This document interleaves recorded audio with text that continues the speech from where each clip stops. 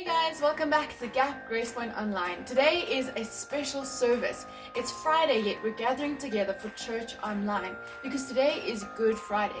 This is the day that Jesus died on the cross for each and every one of us. And so have a look at our Faces of Easter Godly Play lesson now.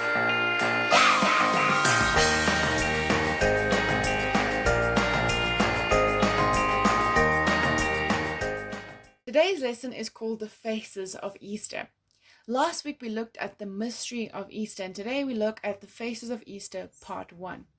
Let's have a look at what it tells us about the faces of Easter. These are the faces of Easter, and these are parts from Jesus' life that are important for us today on Good Friday. Let's have a look what's in our basket and what's in our story in the Faces of Easter part 1. Firstly, we have the purple color. Now we know from Advent that whenever we see the color purple, we need to pay attention because something serious is going to happen. Purple is a royal color, and so we know this has got something to do with royalty. In the beginning, a baby was born. God chose Mary to be the mother of God. Listen carefully. Listen to the words. God chose Mary to be the mother of God, and the Word was born a wordless child. When the baby looked up into the face of Mother Mary, he already saw the cross. When he looked into the face of Father Joseph, the cross was there too. Mother Mary and Father Joseph held the baby close. They kept the baby warm. They gave the baby everything the baby needed to grow, and it began to grow. The baby grew and became a boy.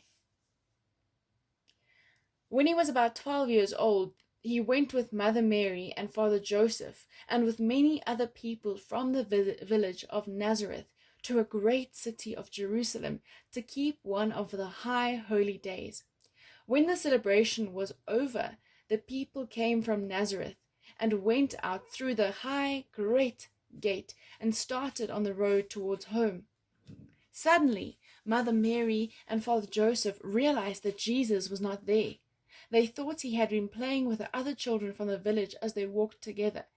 They hurried back to the great city of Jerusalem to find him. Mother Mary and Father Joseph looked in the dark, narrow streets. They looked in the marketplace where they thought that the boy Jesus would be. They looked where they had spent the night. They looked everywhere. Finally, they even looked in the temple, and there he was. He was talking to the rabbis and the priests. When he spoke, they listened because he knew so much. And when they spoke, he listened because he wanted to learn more. Mary and Joseph asked the question all parents ask their children, the question you can never answer. Why did you do this? And Jesus said something very strange. Didn't you know I would be in my Father's house? Mary and Joseph did not understand.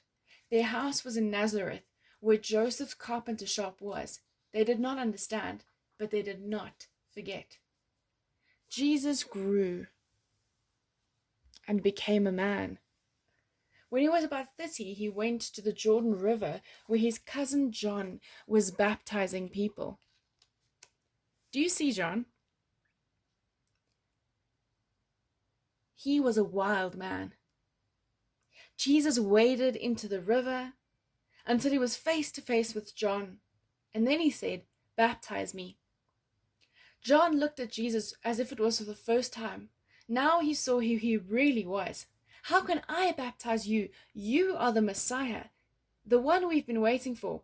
You must baptize me. No, it is written that you will come before me and prepare the way. Baptize me. They went down into the darkness and the chaos of the water, and when John lifted Jesus out of the water into the light, There were people who said they saw a dove come down from heaven and come close to Jesus. There were also people that day who heard a voice. The voice said, "This is my beloved Son, with whom I am well pleased." After Jesus was baptized, he went on across the river Jordan into the desert, and he stayed there for 40 days and 40 nights to learn more about who he was and what work he was going to do. Jesus went into the desert to learn more about who he was and what his work was going to be. He was there for 40 days and had little to eat or drink. In fact, he had nothing to eat or drink for 40 days. One day he heard a voice. It said, "Why don't you turn one of these stones into bread and have something to eat?" But Jesus said, "No. To be a real man, to be a real human being, we need more than just bread to eat." Suddenly, it was as if Jesus was on the top of the great temple in Jerusalem. The voice came back, "If you are really the Son of God, then why don't you jump and see if God sends the angels to catch you before you hit the stones below?" No, we don't need to test God. Then it was as if Jesus could see all the kingdoms of the world. Then the voice came back again, "If you follow me, I will make you king over all these kingdoms." And Jesus said, "No, I am not that kind of king." And then the voice went away. Jesus went back across the Jordan and began to do his work. But what was his work? Jesus came back across the Jordan River and began to do his work. But what was this work? His work was to come close to people, especially if the people had no one else who wanted to come close to them. See, Jesus came close to this blind man when no one wanted to come close to him. He came so close that he touched the blind man's eyes and healed them. When Jesus came close to people, they changed. They could see things they could never see before. They could do things they could never do before. And they became well.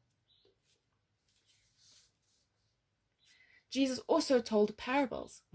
Finally, he knew that he had become a parable, so he turned towards Jerusalem for the last time. Jesus went to Jerusalem for the last time. It was the time of Passover, and the city was full of people from many different lands. They thought Jesus was coming to be a king, but they weren't paying attention. He wasn't riding on a great white horse when he came into the city. He wasn't being carried by soldiers. He was riding on a donkey, and he had even borrowed it. Still, on that Sunday when Jesus came into Jerusalem, people waved palm branches. It was the sign of the kings. On Monday, Tuesday, and Wednesday, Jesus went into the temple to teach.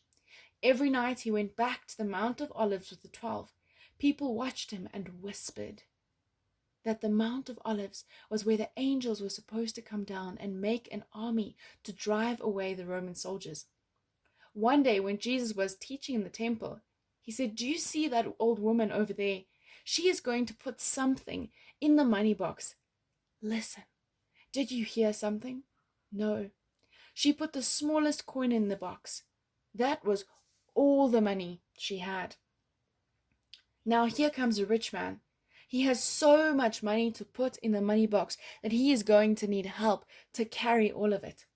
His money makes a huge clanging and a ringing sound as they pour it into the box. Now I wonder, which one really gave the most, the old woman or the rich man?" The temple guard said, "On Thursday we will take him." But on Thursday they could not find him. That evening, Jesus and the 12 hurried through the dark streets to a house.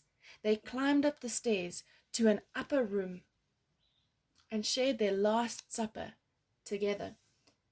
After they had everything they wanted to eat, Jesus took some bread and gave thanks to God for it. Then he broke it and said something like, "Whenever you break the bread like this and share it, I will be there." He also took a cup of wine, gave thanks for it, and said, "Whenever you share a cup of wine like this, I will be there." What was he talking about? He was always saying things like that. How could they know? Still, they could not forget, and later they would understand. Suddenly, Judas got up and left. The rest sang a hymn and then went to the Garden of Gethsemane on the Mount of Olives. Jesus wanted to pray, and when he was finished, he joined the 12. But Judas came out of the dark and greeted him. The signal for the temple guards was given and that they could take him. They came out of the shadows and took Jesus away from them into the night. The disciples disappeared into the darkness as well. That night was a confusing one. The next day, Jesus was taken outside the walls of the city and was crucified. That means they hung him by nails on a cross. That afternoon, Jesus died.